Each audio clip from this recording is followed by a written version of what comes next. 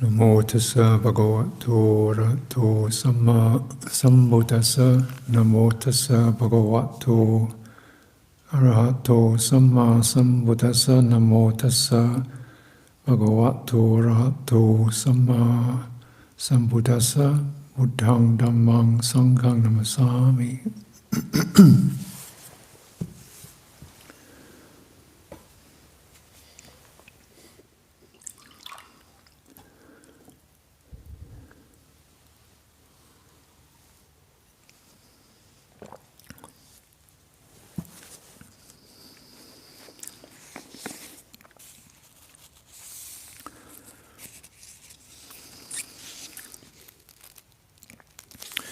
So, some extracts this morning, to read some extracts.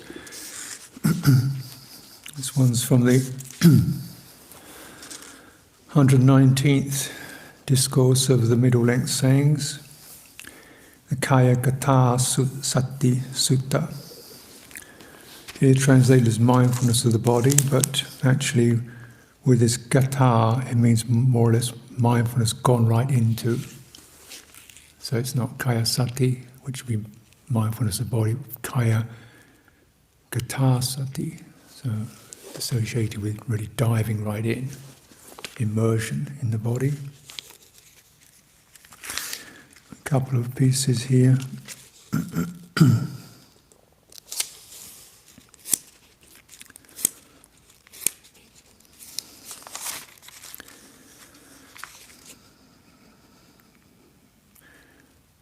Bhikkhu gone to the forest or to the root of a tree, sits down, folds leg crosswise, sets body erect, establishes mindfulness to the fore. Breathing, breathing out, mindful. Breathing in long, breathing out long, understands it, knows it directly as it is. Breathing in short, he directly knows. Breathing in short, breathing out short, he directly knows. Breathing out short. Breathing in, experiencing the entire body. Breathing out, experiencing the entire body. Breathing in, tranquilizing the bodily formation. Breathing out, tranquilizing the bodily formation. Abides thus diligent, ardent and resolute. Memories and intentions based on the household life are abandoned. Whether abandoning his mind, his citta, heart, becomes steadied internally, quieted, brought to singleness and concentrated. This is how a bhikkhu develops mindfulness of body.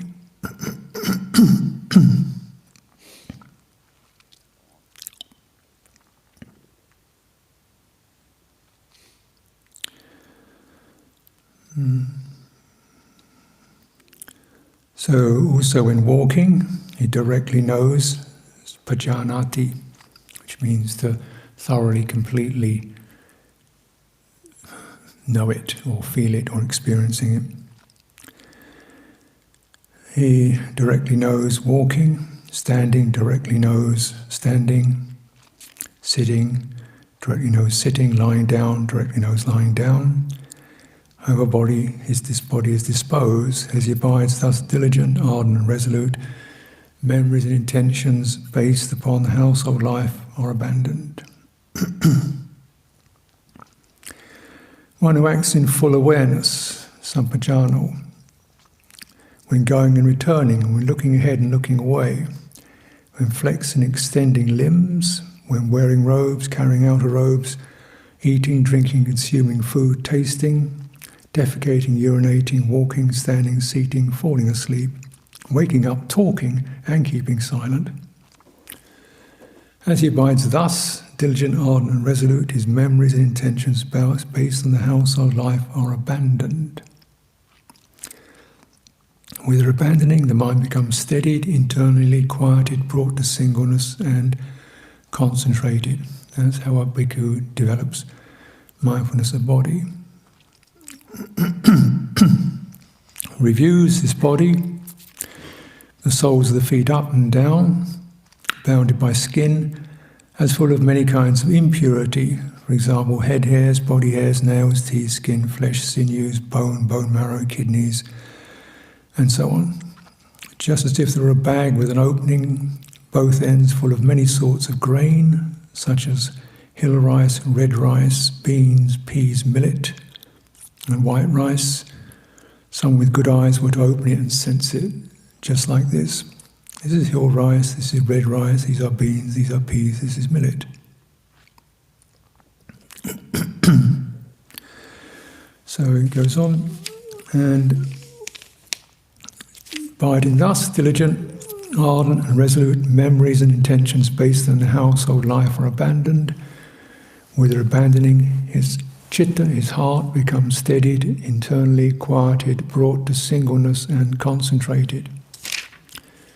This is how a bhikkhu develops mindfulness immersed in the body. Also sees a dead body, similar, and so on. And again, when quite secluded from sense pleasures, secluded from unwholesome states, a bhikkhu enters upon and abides in the first jhana, which is accompanied by applied and sustained thought, with rapture and pleasure born of seclusion, makes the rapture and pleasure born of seclusion drench, steep, fill and pervade this body, so that there is no part of his whole body unpervaded by the rapture and pleasure born of seclusion. Just as a skilled bathman or bathman's apprentice heaps bath powder in a metal basin, sprinkling it gradually with water, kneads it until the moisture wets his ball of bath powder, soaks and pervades it inside and out. Yet the ball itself does not ooze. So too a bhikkhu makes the rapture and pleasure born of seclusion drench, steep, fill and pervade his body. This too is how a bhikkhu develops mindfulness of the body.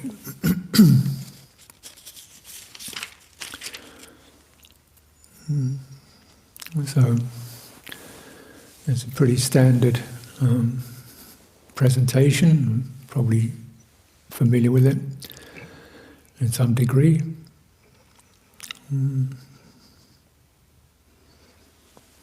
But here we look at certain key features, the abandoning, memories and intentions based on household life. And these practices have this particular function to do that, so that when that's accomplished, the mind then withdraws and abides in this rather agreeable, composed, collected state, where happiness, pleasure is felt in the body. And further on, you'll see many occasions the Buddha said, when the body is comfortable and tranquil, the mind is happy. When the mind is happy, it is concentrated.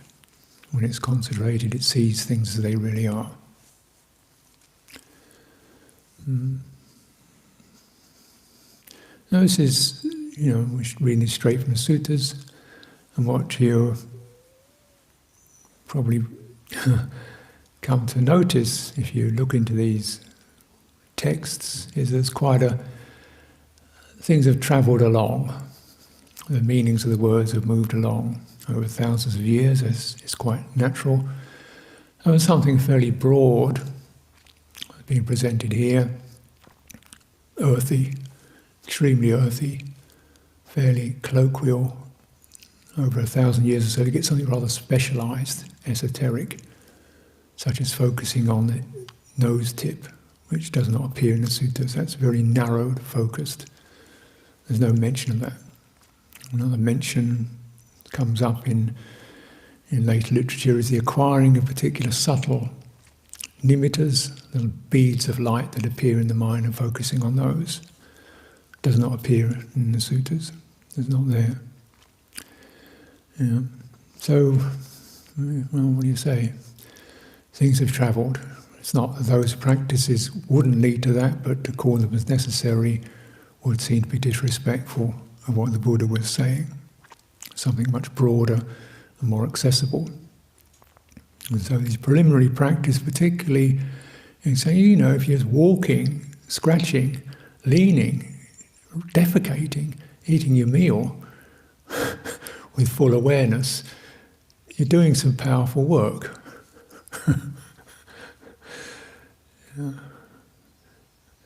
You're uprooting the memories and intentions based on what he calls household life. In those days you've got two very distinct modes: household person, family, farming, merchant, roiled in that all day long. Samana, forest, recluse, living on alms food, dragging rags off a corpse, living at the root of a tree. Very distinct lifestyles. So he just calls it like that. And there the main bent of household life is towards sense pleasure. Again, sense pleasure. And you see the accounts, there's pleasure as violence, kings slaughtering each other, violence. Nowadays we see these household life, in fact life in general, in urbanized societies, more, all those qualities are still present, but probably the overriding effect of life in the world is pressure of work. The person defines himself by their job. I'm a dentist, I'm a taxi driver.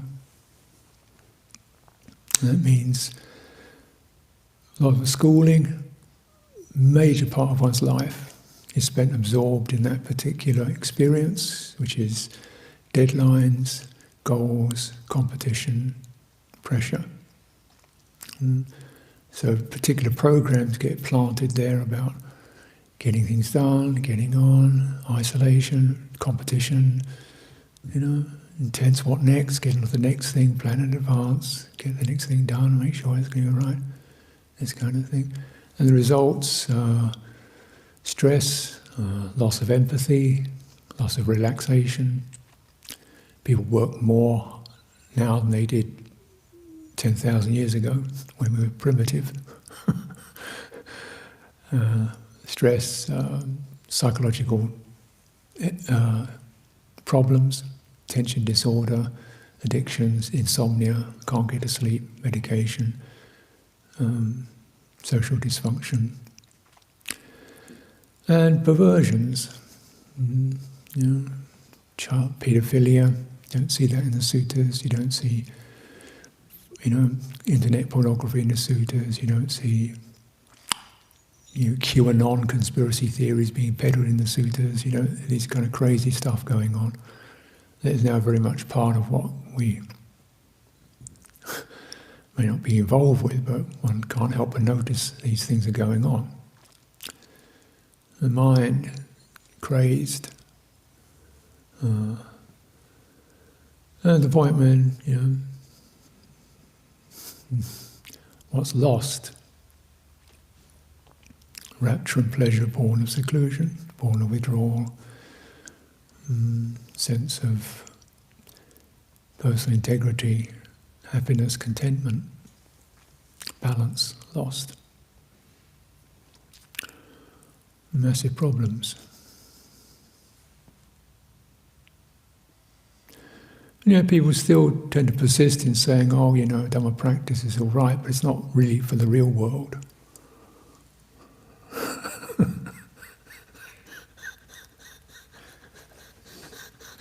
Right, it doesn't fit with internet pornography and child abuse, it's true. It doesn't fit with, sociopathic dysfunction, no, it's true, it doesn't fit with that. It doesn't fit with manic obsessive patterns, true, it doesn't fit into the real world. What a shame.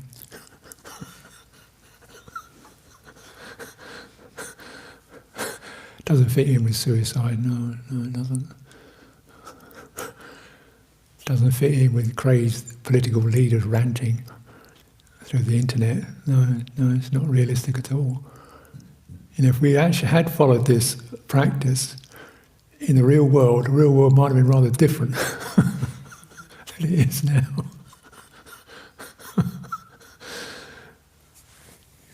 If you were content, comfortable, warm-hearted, held up by virtue, restrained, maybe the real world would be a little more comfortable place for us to live in. Yeah. So this is very realistic, in my opinion. Yeah. So uprooting these powerful, these influences. We have sensuality, but I would suggest again, reminding us of the driven, fragmented nature of society. And what's probably more important is to develop qualities like loving kindness, virtue, sharing, compassion, heart qualities, which are also part of the spectrum of that which has to be practiced.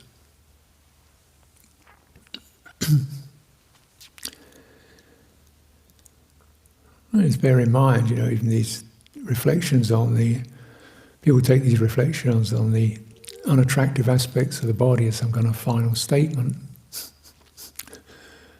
of bodily life. But right juxtaposed to it, the Buddha is saying, once you've got that, then you can saturate your entire body with pleasure.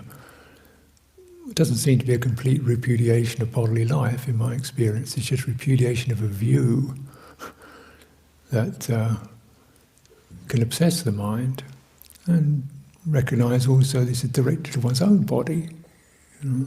Sense of the loss of glamour, fascination with a personal appearance. And even then, accordingly, the scriptures, some people got it wrong, some of the monks got it wrong and committed suicide. So the Buddha said, wait a minute, let's get back to breathing in and out. They didn't understand what I was saying. This is not hatred, this is dispassion. It's the severing of passion, obsession, compulsion, gratification.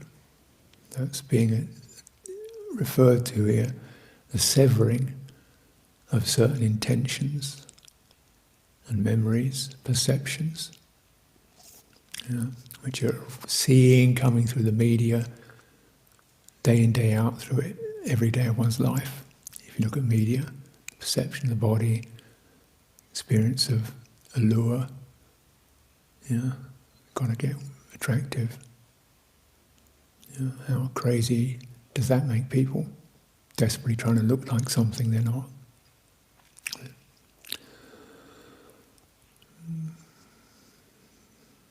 Then we live comfortably with the body.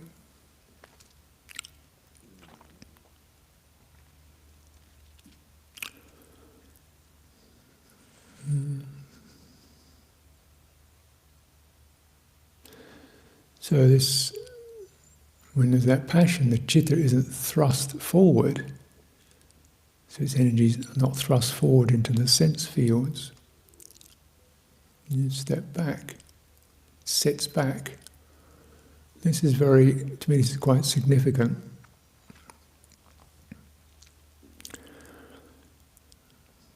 The citta becomes steadied internally. Means it's not steadied on something, it's steadied on itself. It's not we're focusing on a particular point to hold us up, we're focusing on citta itself, steadied internally, quietened, just cool down. Brought to singleness, ekodibhawa, it's unified. Instead of being scattered, this way, that way. Samadhiyati, consolidated. I'll throw that suggestion in as a translation of concentrated, amalgamated, unified. Because it's not scattered and broken up, thrown out. Through this and that, and this and that, and this and that. It's drawn back into itself. And what is that? Where does the citta sit? Where is the place of the citta? We say it's not, the citta doesn't belong in the sense fields. That's why it gets thrown out into the sense fields, through passion, through aversion, through fear. Because it doesn't actually belong, it's thrown there by these powerful impulses. But it gets thrown there so many times, we imagine that's where it is. So we live with that fundamental bent towards sensuality, including, remember, thought, mental impression, memory, psychological patterns, mental constructions, planning, programming, psychologies, thrown into all that.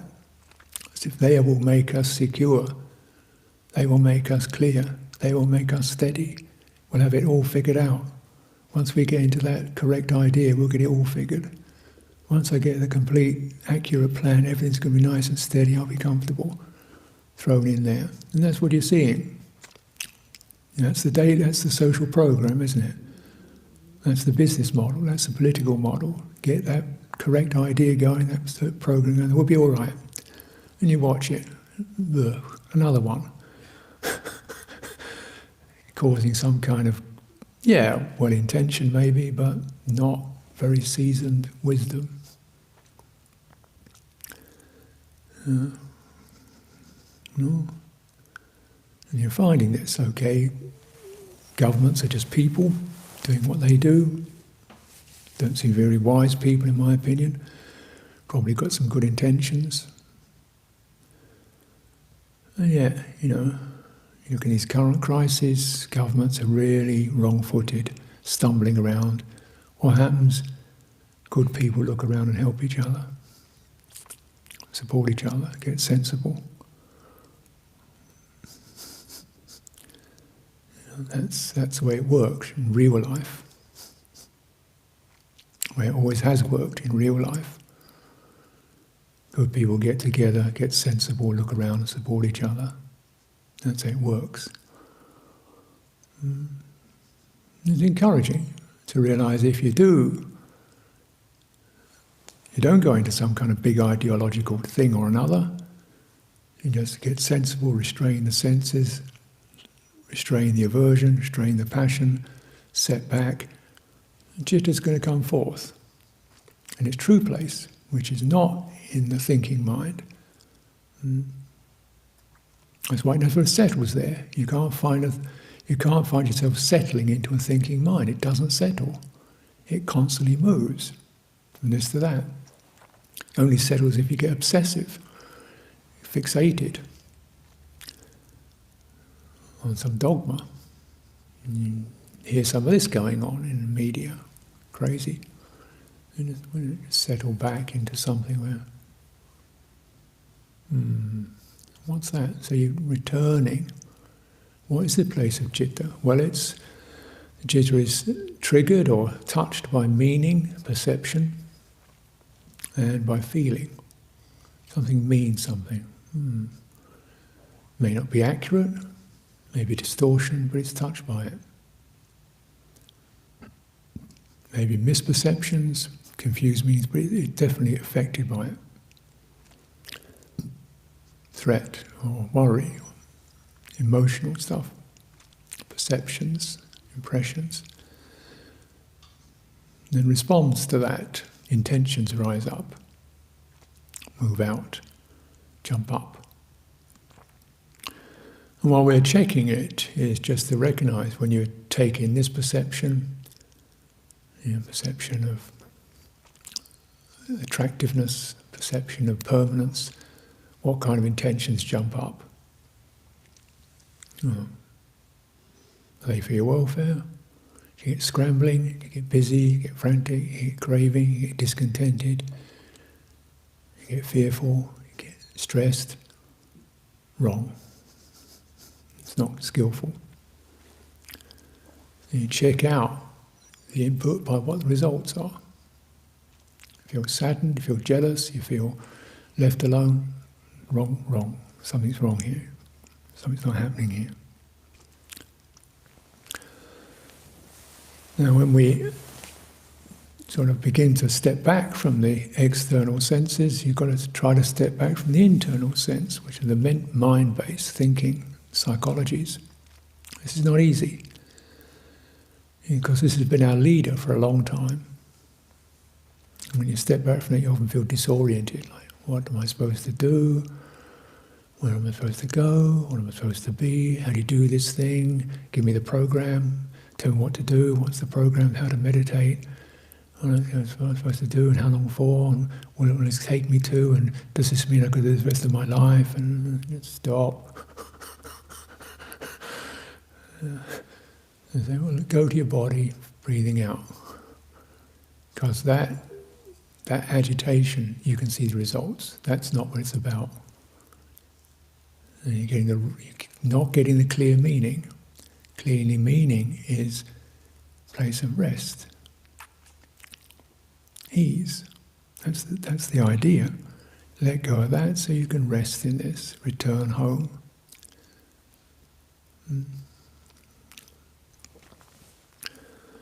But it's rather like, getting off a centrifuge or off a roller coaster. When you get off the thing, you're dizzy. Chitta's dizzy. So that dizzy state just got off the roller coaster, and that hangover state just coming out of the binge we had the other week. 20 years of it. Chitta's pretty rocky, so the Buddha said, well, here's a body. Feel that. Get hold of that till you get steady. And then, even with that, here's the quality of buddhanusati, recollection of awakening. Here's the quality of virtue. Practice those, get a feeling for those. Here's the quality of loving kindness, get that.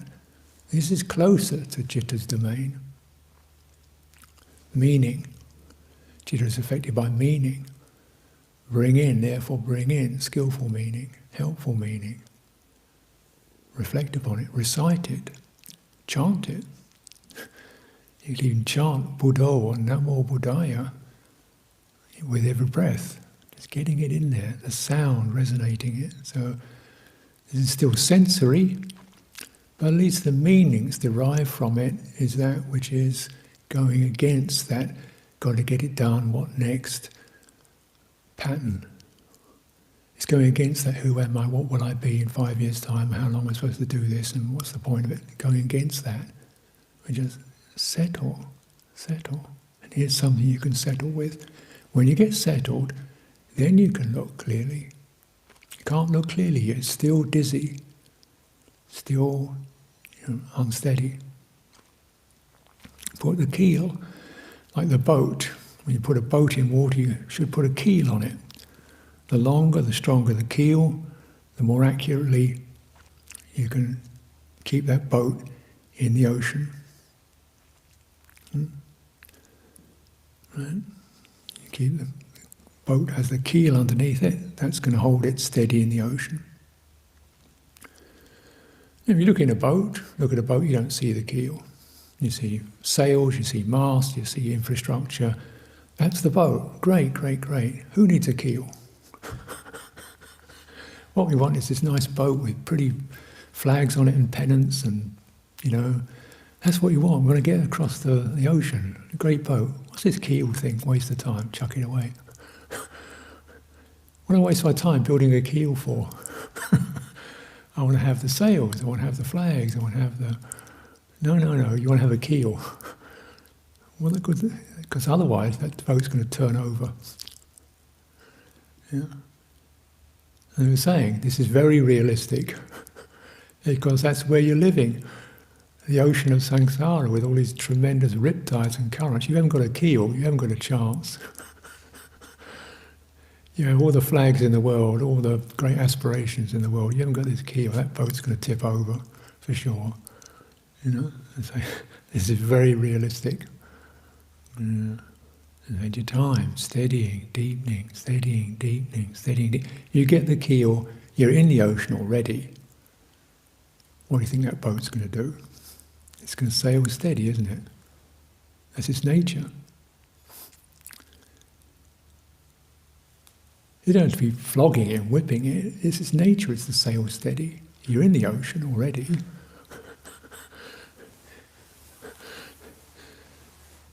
So there's both a doing in meditation, which is a sense of establishing this axis, this foundation, this sense of measuredness, and picking up the current of goodness.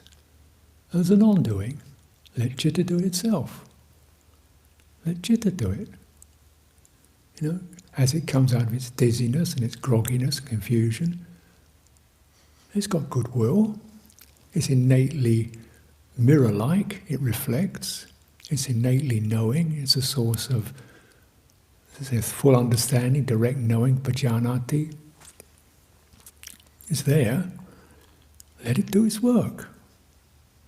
You just have to stay steady and find the currents where you stay steady and comfortable. And then it's going to, you're discarding the wrong influences. So we come into a meditation practice, as has been suggested, don't focus on a particular detail of sense, unless you want to do something like these recollections of the parts of the body. That's the only example the Buddha gives of looking at particular points, is to let go of them, not to obsess with them. His fundamental instruction is to step back. Citta finds its real place, which is step back from the sense fields, aware of them. Walking, sitting, standing, you've got to be aware of the sense fields, otherwise you're going to have an accident. But you're not going out into them. There's the place. Citta then gets the meaning, gets the suggestions coming from what the mind brings. Says, no, not that one, no, that. Follow my intention. Follow the citta intention, which is, I want steady, I want easeful, I want clear. I don't want that rushing in, jumping up stuff, thank you. I want this one. My intention. Not the intention just planted by the random input of the sense fields. Then we steer through the sense fields. Walking, sitting, standing, eating, drinking, and so on, and talking. Based in that you're aware, you're not jumping out, you're not closing down. That's the fine point where citta is attentive, mature, skillful, discerning. It gets the meanings. It doesn't follow every meaning, every impression. Ones that enable it to stay steady, comfortable. So this is certainly not a blotting out or annihilation of experience.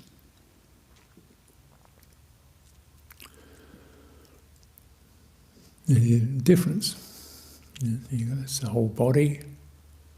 The Buddha said, I experience these jhanas, which have become extremely specialized in later literature, as something I experience when I'm standing, walking, sitting, or reclining. I abide in the comfort and happiness of these. Well, clearly, you can't walk very far if you're stuck on focusing on a point at the end of your nose. You're going to have an accident.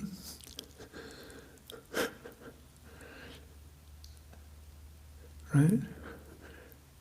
If it means you've got to focus on some point of light in your mind, you're not going to walk very far. I wouldn't recommend it.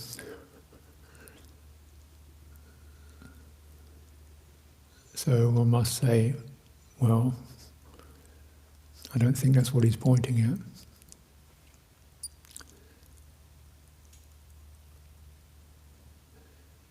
If it meant you have to be completely oblivious, how would you be able to understand the teachings? You're sitting there completely oblivious to sense data, to mental, even the door of the mind.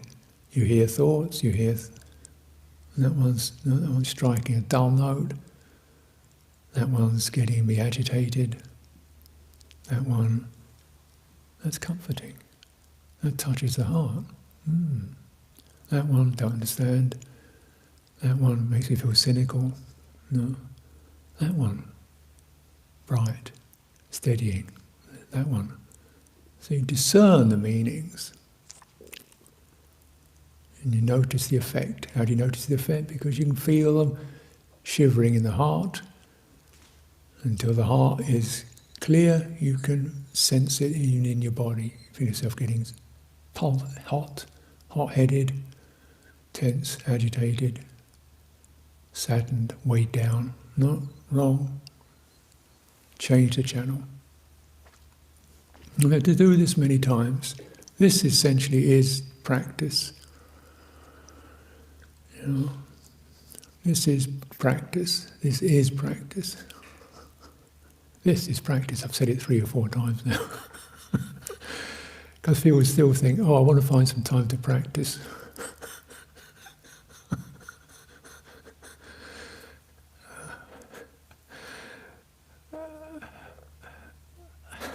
You're in it.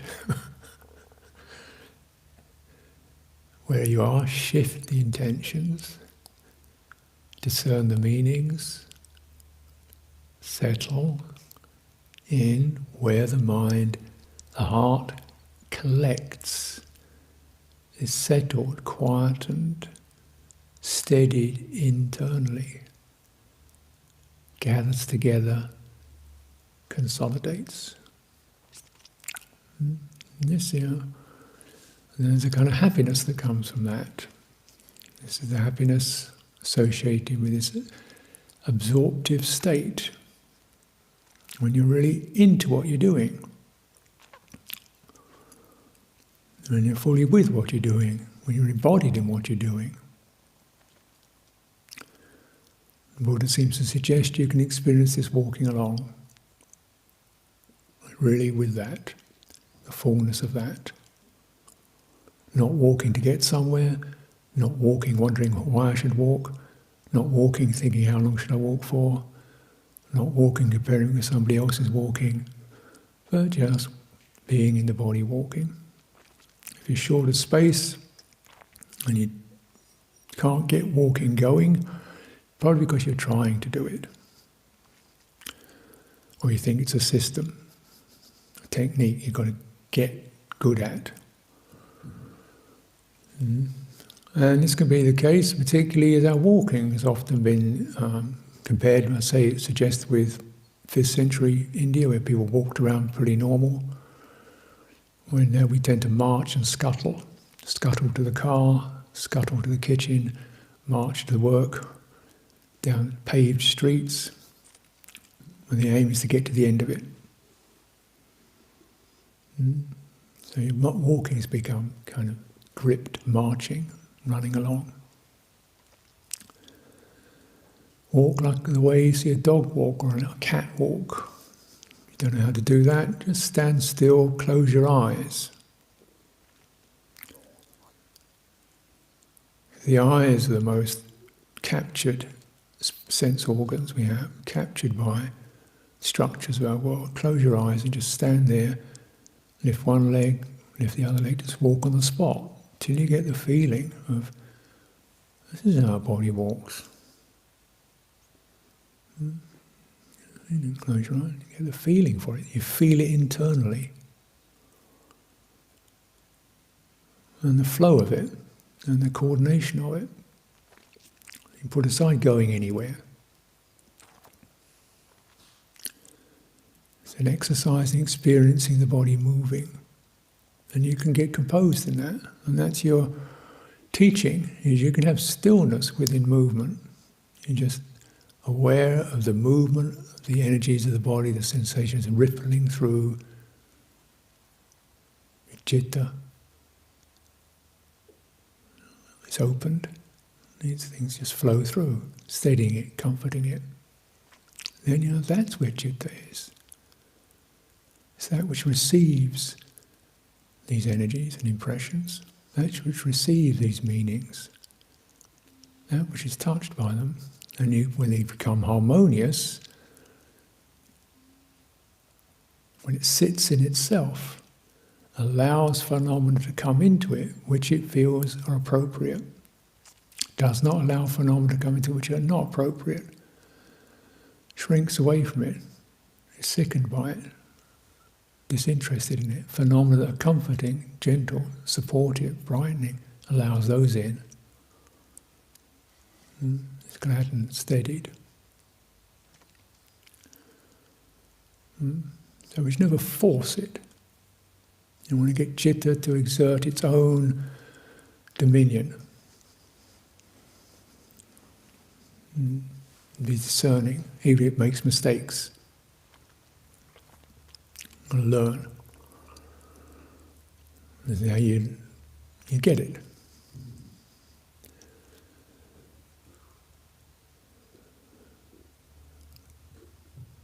The capacity for that place, that citta, to then experience gladness as it's relieved from the pressure of compulsion. And instead of these violent intentions which rush out, you get a gentle shimmering. It's rather like, the citta's like a lake in some respects. You can liken it to a lake.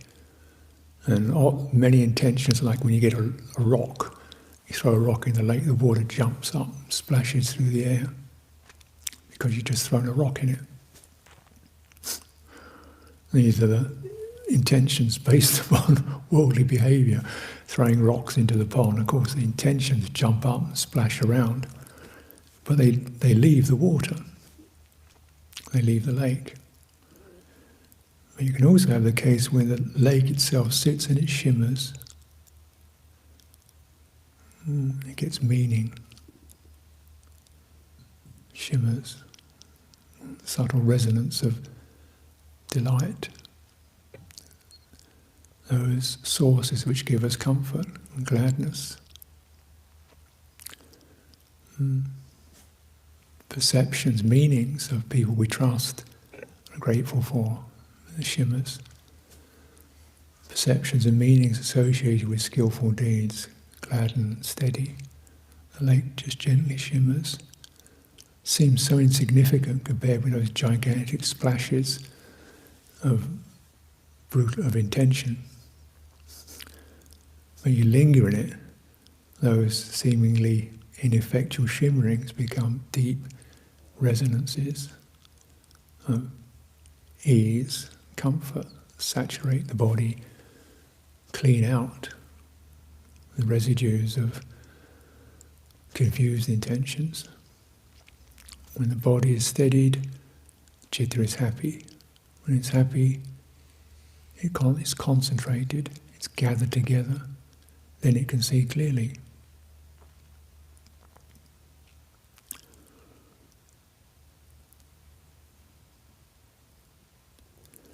So, consider it for yourself, practice it. What's it like when you stand, walk, whole body, nothing in particular? Just keep withdrawing from that driven out impulse of the tactile sense or the mental sense or the visual sense. Settle back, open. You begin to feel the body now, and there's just a sense of energies moving and shifting. Stay with that, internal.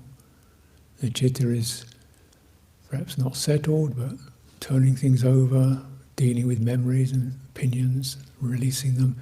And you've got this embodied experience to act as the base that just begins to absorb and drain those impressions. And then, because the body knows how to discharge, which the mind finds very difficult. The body knows how to relax, the mind doesn't. The body relaxes, tranquil, heart feels happy, even in the midst of a cold winter with silence, nothing much happening, no media, no entertainment. We're happy. That's the real world.